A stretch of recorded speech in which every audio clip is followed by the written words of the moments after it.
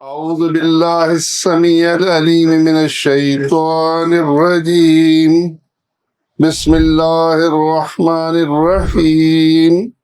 لن ينال الله لحومها ولا دماؤها ولكن يناله التقوى منكم كذلك سخرها لكم لتكبروا الله على ما هداكم وبشر المحسنین۔ تمام تعریفیں اللہ وحدہ لا شریک کے لیے، جو ہم سب کا خالق، مالک اور رازق ہے، جس نے ہمیں پیدا کیا اور ہماری ساری ضروریات کو وہی اکیلا پورا کرنے والا ہے۔ ہزاروں درود محمد صلی اللہ علیہ وسلم پر، جو اللہ کے آخری رسول ہیں۔ اب قیامت تک کے لیے آپ کی شریعت میں ہی کامیابی ہے۔ ہر وہ راستہ جو آپ کی شریعت سے ہٹا ہوا ہے ناکامی کا باعث۔ بھائیو، ہم زندگی کے بہترین ایام گزار رہے ہیں۔ یہ 10 ایام ذوالحجہ کے، یہ اللہ کو بڑے ہی پسند ہے۔ رمضان کے آخری عشرے کی راتیں اور ذوالحجہ کے یہ 10 دن بڑے برکت والے دن ہیں۔ رسول اللہ صلی اللہ علیہ وسلم ارشاد فرماتے ہیں کہ ان 10 دنوں میں کیا ہوا عمل اللہ کو باقی دنوں میں کیے ہوئے اعمال کے مقابلے میں زیادہ پسند ہے۔ صحابی پوچھتا ہے، یا رسول اللہ، کیا اللہ کے راستے میں جہاد باقی دنوں میں کیا ہوا اس سے بھی زیادہ ان دنوں کے اعمال ہیں؟ آپ صلی اللہ علیہ وسلم فرماتے ہیں، ہاں، جہاد سے بھی زیادہ اللہ کو محبوب اس 10 دنوں کے اعمال ہیں، سوائے اس مجاہد کے جو اپنا جان اور مال لے کر نکلا اور پھر اللہ کے راستے میں شہید ہو گیا، مال اس کا قربان ہو گیا، نہ مال بچا نہ جان بچی، اس کا جہاد تو اللہ کو پسند ہے باقی دنوں میں، لیکن اس کے علاوہ سارے اعمال جو ان دنوں میں کیے ہوں گے وہ اللہ کو زیادہ پسند ہے۔ یہ روایت جو ہے صحیح مسلم کی روایت ہے۔ دیکھیے، یہ خاص طور پر یہ دن، اس میں ہمیں کثرت سے نیک اعمال کرنے چاہیے۔ اب نیک اعمال میں تکبیرات ہیں، سب سے اہم اللہ کی بڑائی ہے۔ سورۃ حج کے اندر بھی اللہ ارشاد فرماتا ہے، جو آیت میں نے آپ کے سامنے تلاوت کی ہے، آیت نمبر 37، لِتُكَبِّرُوا اللَّهَ عَلَى مَا هَدَاكُمْ، اللہ کی کبریائی بیان کرو اس بات پر کہ اس نے تمہیں اسلام کی ہدایت دی ہے۔ تو اللہ کے بڑے انعامات ہیں۔ سب سے بڑا انعام ایمان ہے، اسلام ہے۔ اللہ نے ہمیں اسلام لانے کی توفیق دی، اللہ نے ہمیں ہدایت دی۔ اس ہدایت کے بدلے میں اللہ کا مطالبہ کیا ہے کہ اللہ کی عظمت بیان کرو۔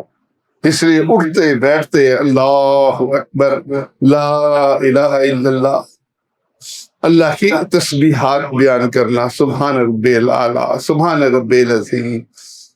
اللہ تعالیٰ کی تسبیحات بہت بڑا عمل ہے، اور اللہ خاص طور پر یہ چاہتا ہے کہ ہم اس کے شکریہ کے طور پر، علی ما ہداکم، اس بنیاد پر کہ اللہ نے ہمیں ہدایت دی، ہم شکریہ کے طور پر اللہ کی تسبیحات بیان کریں۔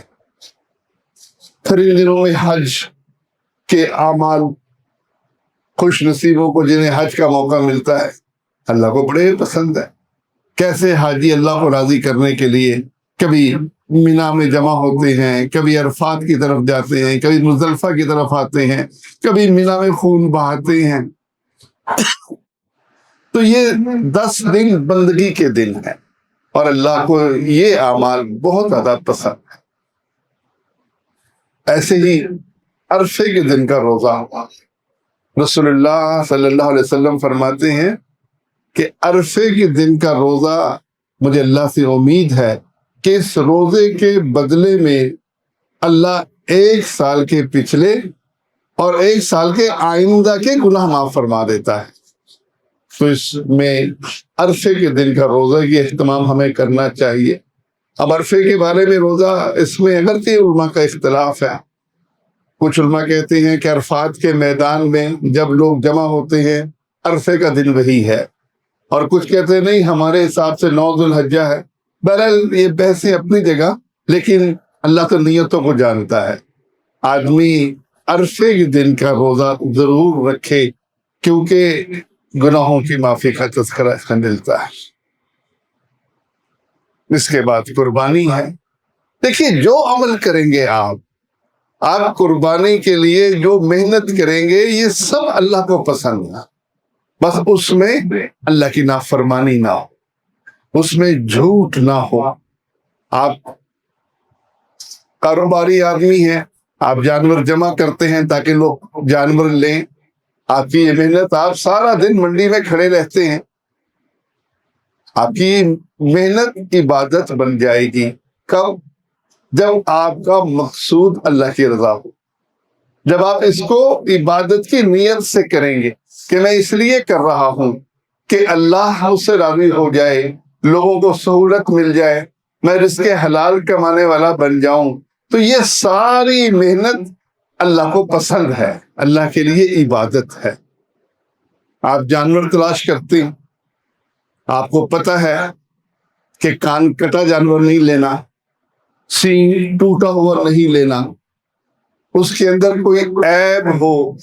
اور آپ صلی اللہ علیہ وسلم نے خاص طور پر جو عیب گنائے ہیں، اس میں ایک تو آپ صلی اللہ علیہ وسلم نے فرمایا کہ اس لنگڑا نہ ہو، کانا نہ ہو، مریض ایسا لاغر کہ چل نہ سکتا ہو، ہڈیوں کا گودا ختم ہو گیا ہو۔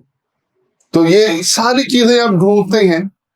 اب ڈھونڈتے ہوئے نیت کیا ہے کہ یہ اللہ کے رسول صلی اللہ علیہ وسلم نے شریعت بیان کی ہے، میں شریعت کے مطابق چلنا چاہتا ہوں، اس کے لیے آپ محنت کرتے ہیں۔ آپ کی یہ محنت بھی عبادت ہے۔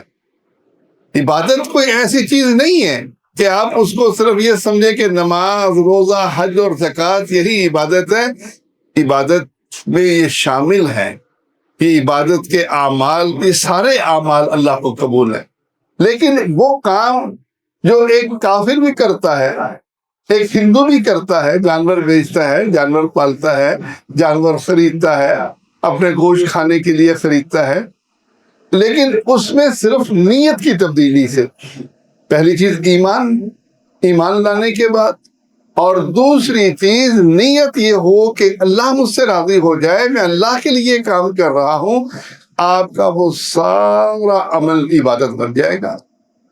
تو یہ عبادت کی نگاہ سے آپ جانور تلاش کرتے ہیں، آپ محنت کرتے ہیں، تو یہ اللہ کی عبادت ہے، اللہ کی بندگی ہے۔ آپ کو پتہ ہے، علماء کرام نے بیان کیا ہے کہ رسول اللہ صلی اللہ علیہ وسلم نے فرمایا کہ ذبح نہ کرو جب تک وہ دھوندہ نہ ہو جائے۔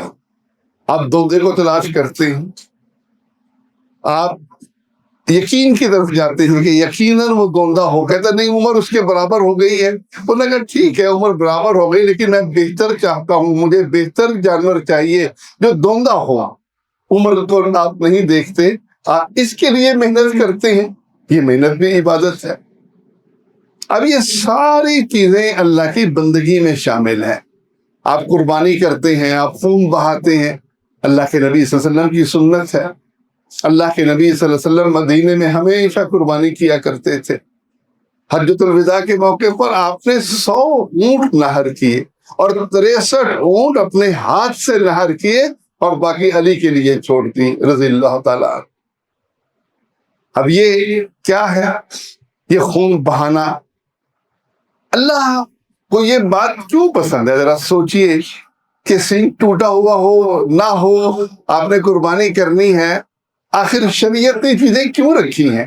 صرف ہماری اطاعت دیکھنے کے نہیں، ورنہ جو سورہ آیت میں نے آپ کے سامنے پڑھی ہے، دیکھیے بڑی زبردست آیت ہے جس میں اللہ ارشاد فرماتا ہے لن ینال اللہ لحومہا ولا دماؤہا، اللہ کے پاس تمہارے جانوروں کے گوشت بھی نہیں پہنچتے، خون بھی نہیں پہنچتا۔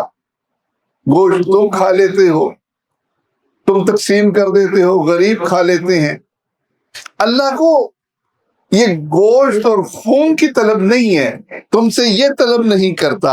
وَلَٰكِن يَنَالُهُ التَّقْوَىٰ مِنكُمْ، وہ تم سے تقوی چاہتا ہے، اس تک جو پہنچتی چیز ہے وہ تمہارے دل کی کیفیت ہے۔ آپ گوشت خود بھی کھاتے ہیں، رشتہ داروں کو بھی کھلاتے ہیں، خاندان والوں آ جائیں ان کو بھی کھلاتے ہیں، گوشت ختم ہو گیا، اللہ تک تو نہیں پہنچا، آپ کا اجر قائم ہو گیا۔ اجر کس بنیاد پر قائم ہوا؟ دل کے تقوی کی بنیاد پر، کہ آپ کے دل میں تقوی کتنا ہے، آپ کا جذبہ کتنا ہے اللہ کو راضی کرنے۔ جب تقوی ہوگا تو یہ ساری چیزیں اعمال، نیک اعمال آپ کے نظر کا باعث بن جائیں گی۔ اور جب تقوی نہیں ہوگا، آپ بس لوگوں کی دیکھا دیکھی کہ رسم ہے، اب پیسے بھی ہیں، لوگ کیا کہیں گے، اس نیت سے آپ قربانی کرتے ہیں، دل میں وہ اللہ سے تعلق نہیں ہے، تو پھر سمجھ لیجئے کہ آپ نے اللہ کی بندگی میں کمی کر دی۔ اور اگر آپ کے ذہن میں قربانی کا فلسفہ موجود ہے اور آپ کے سامنے وہ سورۃ صافات کی وہ آیات موجود ہیں جو قرآن مجید کے اندر اللہ نے بیان فرمائی ابراہیم علیہ السلام کے حوالے سے، جن کی یاد میں ہم یہ قربانی سنت ابراہیم سمجھ کر کرتے ہیں، وہ واقعہ آپ کو یاد ہے، آپ کے ذہن میں تازہ ہے، آپ قربانی کرتے ہوئے اپنے ذہن میں اس واقعے کو یاد کرتے ہیں، تو یقیناً یہ خوش نصیبی ہے اور یہ کامیابی۔ دیکھیں کیا خوبصورت واقعہ، گھر جا کر یہ 23واں سپارہ ہے، سورۃ صافات ہے، 100 نمبر آیت ہے، اللہ تعالیٰ بیان فرماتے ہیں کہ ابراہیم علیہ السلام دعا کرتے ہیں، ربی ہب لی من الصالحین، اللہ مجھے نیک بیٹا عطا فرما دے۔ بیٹی کی دعا کرتے ہیں، اب بیٹا اللہ نے عطا کر دیا، نیک صالح بیٹا عطا کر دیا۔ اب جب بیٹا مل گیا، فلما بلغ معہ السعی، جب وہ دوڑنے والی عمر کو پہنچا، بچہ بڑا پیارا لگتا ہے، جب بیٹھتا ہے جب بھی پیارا لگتا ہے، جب چلتا ہے جب بھی پیارا لگتا ہے، اور جب وہ دوڑنے والی عمر کے پاس پہنچتا ہے تو کتنا پیارا لگتا ہے۔ ہمارے بچے ہیں، ہمیں پتہ ہے۔ اس وقت ابراہیم علیہ السلام اپنے بیٹے سے کہتے ہیں، بیٹے میں نے خواب دیکھا ہے، اور خواب میں کیا دیکھا ہے؟ انی اذبحک، میں تجھے ذبح کر رہا ہوں، فانظر ماذا تری، بیٹے تیری کیا رائے ہے؟ اب بچہ بلوغت والا دوڑنے والی عمر میں ہے، اور ابا جی اس کو اپنا خواب سنا رہے ہیں، یہ نہیں کہہ رہے کہ اللہ نے مجھے کوئی لکھا ہوا حکم بھیجا ہے، کوئی کتاب بھیجی ہے، کوئی جبرائیل میرے پاس آئے ہیں۔ یہ جو منکرین حدیث کہتے ہیں ہم قرآن کے علاوہ کچھ نہیں مانیں گے، ان سے پوچھئے یہاں تو کچھ بھی نہیں آیا ہے، یہاں تو صرف خواب دیکھا ہے نبی رسول السلام نے، اور خواب میں دیکھتے یہ ہیں کہ میں اپنے بیٹے کو ذبح کر رہا ہوں، اور بیٹے کو بیان کرتے ہیں۔ سعادت مند بیٹا دیکھیے جواب میں کیا کہتا ہے، یا ابت افعل ما تؤمر، ابا جی کر گزریے جس کا آپ کو حکم دیا گیا۔ یعنی اس نے اس خواب کو حکم سمجھا، یہ نہیں جواب میں کہا کہ ابا جی دماغ ٹھیک ہے، کبھی باپ بھی بیٹے کو ذبح کرتا ہے، کوئی اللہ نے کوئی آیت تو نازل نہیں کی، خواب دیکھا ہے، خواب تو ویسے ہی آئے جایا کرتے ہیں۔ لیکن ان کو پتا ہے کہ نبی کا خواب ہے، نبی کا خواب اللہ کا حکم ہوتا ہے، نبی خواب میں عمل دیکھے وہ اس پر لازم ہو جاتا ہے کہ پھر وہ کام کر گزرے۔ تو بیٹے کو لٹا دیا، لٹا کر چھری چلا دی۔ کیا دل میں تقویٰ ہوگا، دیکھیے کیا جذبہ ہوگا اللہ کو راضی کرنے کے۔ یہ ہے وہ تقویٰ جس کی ہمیں آج بڑی سخت ضرورت ہے۔ فلما اسلم، یہ اللہ نے کیا خوبصورت لفظ بیان کیے. جب وہ دونوں مسلمان ہو گئے، باپ بھی فرما بردار ہو گیا، بیٹا بھی فرما بردار ہو گیا، باپ ذبح کرنے پر تیار ہو گیا، بیٹا ذبح ہونے پر تیار ہو گیا. فلما اسلما، جب وہ دونوں فرما بردار ہو گئے، مسلم ہو گئے، فَتَلَّهُ لِلْجَبِينِ، اور پیشانی کے بل بیٹے کو انہوں نے لٹا دیا. وَنَادَيْنَاهُ أَن يَا إِبْرَاهِيمُ، ہم نے پکارا ہے ابراہیم، قد صدقت الرؤيا، تو نے اپنا خواب سچا کر دکھایا. بس إِنَّا كَذَلِكَ نَجْزِي الْمُحْسِنِينَ، ہم نیکی کرنے والوں کو ایسا ہی بدلہ دیتے ہیں. إِنَّ هَذَا لَهُوَ الْبَلَاءُ الْمُبِينُ، یہ بہت بڑی آزمائش تھی جس میں ابراہیم علیہ السلام پورے اترے. تو بھائیو، یہ ہے وہ قربانی کا فلسفہ جس کی یاد ہم قربانی کرتے ہیں.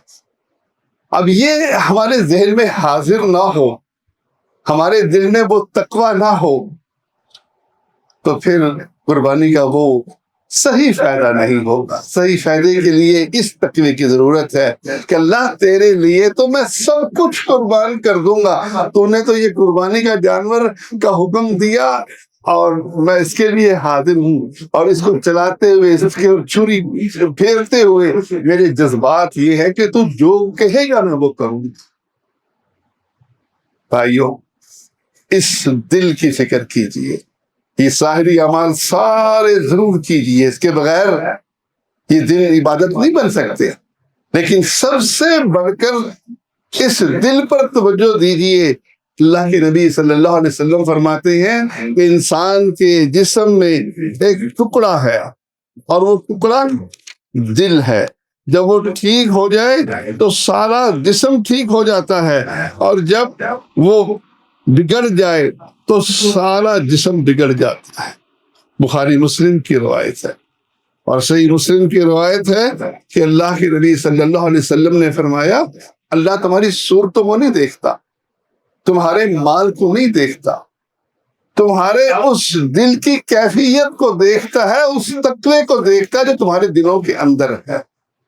اس لیے سارے اعمال کیجئے، لیکن اصل توجہ اپنے دل پر لگائیے. دیکھیے، دل کی بندگی یہ عبادت کی اصل ہے، عبادت کی جڑ ہے. اگر دل کی بندگی نہیں ہے، آپ نماز پڑھ لیں، آپ روزہ رکھ لیں، یہ اٹھنا جھکنا ہے. اور جب دل اللہ کے حضور حاضر ہو، آپ سجدے میں پڑھ کر سبحان ربی الاعلیٰ کہیں، سبحان ربی العظیم کہیں، تو بات آپ کے دل سے نکل رہی ہو، آپ تصور کے اندر اللہ کی عظمت کو بیان کر رہے ہوں، تو یہ کامیابی ہے، یہی نجات کا راستہ ہے. اور اگر دل غیر حاضر ہو تو رسول اللہ صلی اللہ علیہ وسلم فرماتے ہیں کہ اللہ غافل دل کی دعا بھی نہیں سنتا. ہم ربی جعلنی مقیم الصلاۃ ومن ذریتی جلدی پڑھ لیں اور ہم سمجھیں کہ بس یہ کافی ہے ہمارے لیے، تو کافی نہیں ہے. ہمیں اس وقت اپنے دل کو حاضر کرنا ہوگا.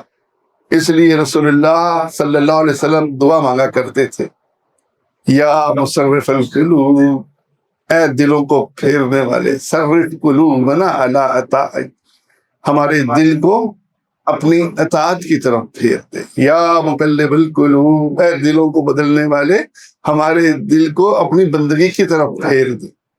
صحابی پوچھتا ہے، یا رسول اللہ، آپ یہ دعا زیادہ کیوں پڑھتے ہیں؟ ام المؤمنین عائشہ صدیقہ پوچھتی ہیں کہ آپ، ام سلمہ پوچھتی ہیں کہ آپ یہ کیوں زیادہ پڑھتے ہیں؟ تو آپ نے جواب دیا کہ انسان کے دل اللہ کی دو انگلیوں کے درمیان ہے، وہ جیسے چاہتا ہے پھیرتا ہے. ترمذی کی صحیح روایت ہے. تو ہمیں بھی کثرت کے ساتھ اپنے دل پر توجہ دینی ہے، اور اللہ سے دل کے لیے دعا بھی کرنی ہے کہ اللہ ہمارے دلوں کو اپنی بندگی کے لیے پھیر دے، اپنی عبادت کے لیے پھیر دے. اس لیے ام المومنین عائشہ صدیقہ بڑی خوبصورت بات فرماتی ہے. آپ فرماتی ہیں کہ جب ہم مسلمان ہوئے تو اللہ نے پہلے احکامات نازل نہیں کیے، شراب کی عادت تھی، شراب پیتے تھے. اب اللہ حکم دیتا شراب نہیں پینا تو پھر ذرا مشکل ہوتا. ام المومنین کہتی ہیں کہ پہلے وہ آیات نازل ہوئی جس میں اللہ کی عظمت کا بیان تھا، جس کے اندر اللہ کی توحید کا بیان تھا، جس میں جنت کے نقشے تھے، جس میں جہنم کے نقشے تھے. ہمارا دل اللہ کے آگے جھک گیا، اور جب جھک گیا پھر اللہ نے جو حکم دیا ہم مانتے چلے گئے. تو بھائیو اس دل کو اللہ کے آگے جھکائیے، یہی راستہ کامیابی کا راستہ ہے. اللہ مجھے اور آپ کو عمل کی توفیق دے.